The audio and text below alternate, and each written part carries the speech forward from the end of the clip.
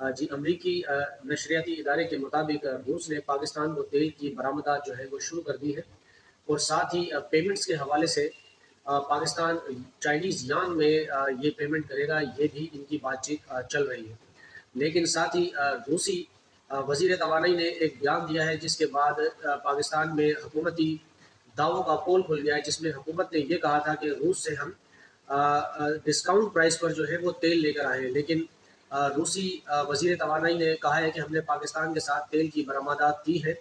لیکن ہم نے پاکستان کو کسی بھی قسم کا ڈسکاؤنٹ ریٹ نہیں دیا ہے تیل کی